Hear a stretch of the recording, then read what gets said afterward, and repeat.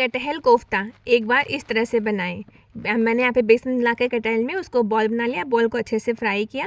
Fry golden brown होने पर सारे बॉल को निकाल के साइड में रख दिया। फिर एक कढ़ाई लिया, उस कढ़ाई में कुछ बेसिक मसाले और प्याज और टमाटर डालकर उसको सॉफ्ट होने तक कर लिया। फिर उसका एक फाइन पेस्ट बना लिया।